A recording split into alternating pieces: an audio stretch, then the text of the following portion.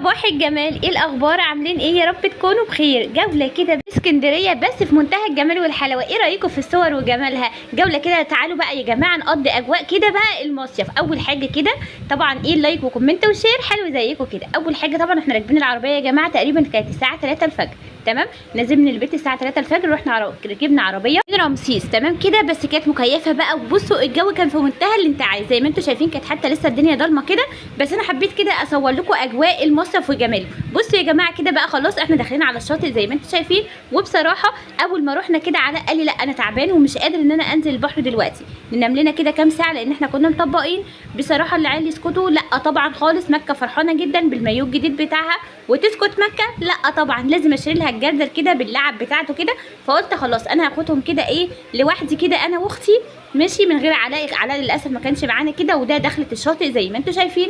عايزه اقول لكم تقريبا ان مفيش حد في مصر، كله كده ما شاء الله في العجم واسكندريه. بجد اجواء حلوه جدا جدا. عايزاكم تعيشوا معايا اللحظه كده وتقولوا لي ايه رايكم كده، وصيفتوا لغايه دلوقتي ولا لسه ما صيفتوش؟ تمام.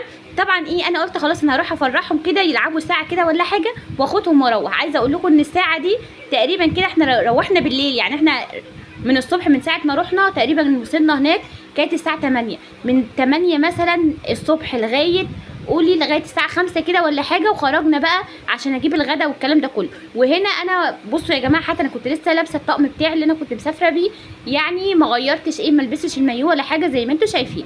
تمام، يعني انا رايحه بس اتصور مع مكه كده. مكه تسكت لا طبعا، تعالي بس انزلي كده، تعالي انزلي. فقلت خلاص انا هاخدهم كده جوله كده، بس اجواء حلوه جدا والبحر في منتهى الجمال. كل الشواطئ يا جماعه كلها مفتوحه. والعجمي بجد مكان حلو جدا جدا. وفي نفس الوقت ايجار الشقق هناك بيبدا من 350 ل 450. تمام، الشقه بتبقى اوضتين وصاله وحمام ومطبخ، وفيها فرش طبعا وفيها كل حاجه. تمام. اهم حاجه طبعا مكه ايه، من ساعه ما رحنا وهي مصممه ان هي تدفن في الرمل. يا بنتي مش دلوقتي يا بنتي، طب استني شويه. تقول لي لا لو انت مش هتيجي تدفنيني انا هدفن نفسي. اسكت؟ لا طبعا ما اسكتش. انا بحب الاجواء وبحب اللعب جدا جدا بصراحه في الرمل. فقلت خلاص انا هفحر لها فحره كده ونبدا بقى ايه ان احنا نعيش اجواء الصيف. بصوا يا جماعه الجمال والحلاوه، بجد الجو حلو جدا جدا. والبحر بقى مع السماء عاملين بجد اجواء حلوه قوي ما شاء الله اللهم بارك. زي ما انتم شايفين هزار وضحك ولعب وحب. احنا ما عملناش حاجه غير كده. اول يوم طبعا يا جماعه احنا كنا لوحدنا، انا والولاد واختي وامي، ربنا يديها الصحه يا رب كده ودايما تجمعنا كده ان شاء الله. ماشي، بس كده مفيش حد كان معانا. تاني يوم بقى نسكت؟ لا طبعا ما نسكتش. مين بقى اللي جه وحل اليوم وقضى يوم ما يتنسيش؟ طبعا اخويا وروح قلبي محمد. طبعا جه بقى هو تاني يوم على طول. تاني يوم ما احنا سافرنا هو جه بعياله وبمراته. اجواء بقى مش قادره اقول لكم الجمال والحلاوه بجد. كانوا 4 ايام من اجمل واحلى 4 ايام في حياتي. طبعا يا جماعه ده اول فيديو كده للمصيف. تمام، استنوا بقى معايا كده. هو احنا قعدنا 4 ايام بس، ماشي، بس ايه انا هصور لكم واحاول ان انا اخدهم لكم على يومين بس فقط لا غير، عشان ما تزهقوش مني كده. ولو طبعا وصلت معايا لغايه هنا وما حطيتش اللايك والله زعلانه جدا جدا. زي ما انتم شايفين هنا حبيبه بقى ايه بتلعب في الرمل، بتحفر فحره عشان تحط فيها مكه زي ما انتم شايفين. مكه واحمد اللي هو قاعد جنب مكه ده ابن اختي الكبيره، وطبعا اختي الكبيره كانت معانا. بجد كان يوم حلو جدا. بس بصراحه هو اول يوم فرحه الولاد وان هم شافوا البحر، وانا نفسي كنت فرحانه اكتر منهم كمان. حلوه قوي ما تتوصفش بصراحه. بس لما اخويا جه حل اليوم كتير جدا زي ما انتم شايفين. وهتشوفوا بقى اجواء كده، اجواء العيله يا جماعه. بجد احنا ما بنتجمعش كتير ولا حاجه، فالمصيف ده اكتر حاجه بتجمعنا. فانا بحب الاجواء دي جدا. وبجد كانوا 4 ايام انا عن نفسي والله ما كنت عايزه اقعد، يعني ما كنتش عايزه ارجع، كنت عايزه افضل هناك على طول. الجو حلو جدا، مش حر خالص زي مصر ولا الكلام ده كله. وهنا طبعا مكه زي ما انتم شايفين خلاص كده قررت ان هي تدفن، وفضلت قاعده فعلا في الرمل شويه حلوين كده، وانا سبتها زي ما انتم شايفين. شايفين الجمال؟ ما قلتلوش ايه رايكم في المايو بتاع مكه. هنا بقى احنا رايحين نجيب محمد. خلاص محمد جه خلاص ماشي. وعشان احنا متفرعين يعني كل واحد جاي في وقت مختلف عن التاني، فهو ما كانش عارف الايه الطريق. تمام، فقلنا كده خلاص هو كان جاي على الغدا يعني، فقلنا ايه نروح نجيب غدا. وطبعا الغدا في اسكندريه يعني سمك. والمحل بتاع السمك ده في منتهى الجمال والحلاوه. تمام ما شاء الله. انا كل ما اسال علاء هتتغدى ايه يقول لي سمك، اقول له كل يوم سمك يقول لي هي اسكندريه يعني سمك. اول يوم زي ما انتم شايفين جبنا بوري كده ماشي، وطبعا الولاد ما لهمش في السمك فروحت جبت لهم اكل مختلف. تمام كل واحد طبعا كان بيشوفه وعايز ياكل ايه، واللي كان نفسه فيه كان بيجيبه. بس بجد اجمل واحلى حاجه تاكليها في اسكندريه صراحه السمك. ماشي في طريق بقى بعد ما خلاص كده جبت السمك زي ما انتم شايفين الاقي التين في الشارع، اسكت؟ لا طبعا ما اسكتش. وقفنا بقى كده كنا في الشارع زي ما انتم شايفين الراجل يقشر واحنا ناكل في منتهى الجمال والحلاوه. خلصنا غدا وخدنا بقى كده ست الحبايب ورحنا البحر تاني بقى. قضينا بقى كده بعد الغدا عايزه اقول لكم مروحين تقريبا الساعه 10، وبنروح بعد كده الساعه 10 نغير بقى هدومنا ونستحمى ونلبس هدوم تاني ونرجع تاني بقى لسهره بالليل. وما ادراكم ما سهره بالليل يا جماعه في منتهى العظمه بجد. الريحه اصلا بتاعه البحر كده وانت قاعده والهوا يصطلك وانت قاعده حرفيا كده على الكرسي، حاجه كده بجد تحفه. قولوا لي كده بتحبوا يا جماعه تروحوا مصيف لوحدكم كده كاسره بس، ولا بتتجمعوا كده كده؟ خلاص مرات اخويا معايا في الميه زي ما انتم شايفين كده، وولادها طبعا وامي واختي زي ما انتم شايفين، ومحمد هينزل دلوقتي وعلاء. بصوا عايزه اقول لكم ان المصيف بجد حلو والبحر حلو بقى جميل لما اخويا جه صراحه. عايزه اقول لكم بجد يعني كان يوم تحفه. وهو صراحه دي اول سنه نتجمع مع بعض في المصيف ماشي. كان كل سنه هو دايما كان بيروح لوحده واحنا كنا بنروح لوحدنا، فما كناش بنتجمع خالص. بس السنه دي متجمعين كده مش قادره اقول لكم بجد عشنا اجواء تحفه زي ما انتم شايفين ما شاء الله كده. علاء خلاص اهوت، ومحمد ربنا يديه الصحه يا رب كده ويخليهولي ديك البرابر يا جماعه. هو ما فيش غير واحد بس زي ما انتم عارفين.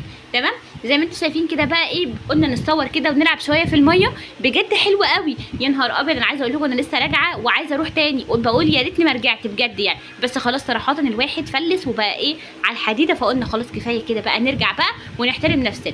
نشوف بقى ايه. علاء قال لي لا خلاص كده انا لازم ارجع عشان اشوف شغلي بقى وكفايه كده، ومحمد طبعا عشان قافل القهوه بتاعته فقال لي لا كفايه كده بقى. فقلنا خلاص مفيش اي مشكله. زي ما انتم شايفين كده اجواء الصيف وجمالها وحلاوتها والبحر، كنت تحسي ان انت صراحه يعني في الساحل، كنت تحسي ان انت مثلا كده في مرسى مطروح من جماله. عايزه اقول لكم ان الارض باينه حرفيا زي ما انتم شايفين، الرمل بتاع الارض باين من كتر جمال الميه وحلاوتها كده.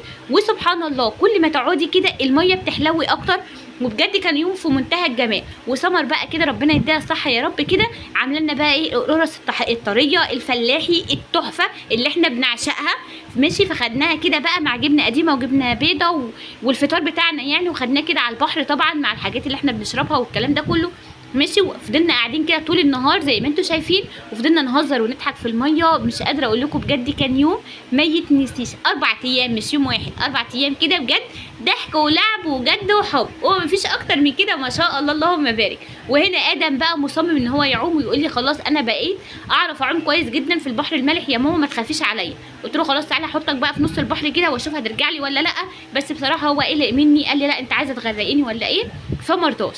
زي ما انتم شايفين يا جماعه علاء مبسوط ازاي. لا بجد هو بيقول لي يا ريتنا ما جينا. الاجواء هناك حلوه جدا بصراحه يعني. بس اوحش حاجه ان الواحد بقى رجع كده ايه محروق. عارفين انتوا احنا ما طلعناش من الميه حرفيا، احنا طول النهار في الميه.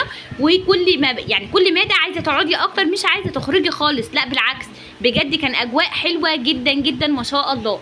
هنا طبعا ايه قاعدين بقى نهزر كده انا وسمر واختي زي ما انتم شايفين كده ماشي. وحضرنا فطارنا خلاص وفطرنا بقى، واخدين الصب معانا طبعا عشان ايه نهيص كده ونشهيص على البحر.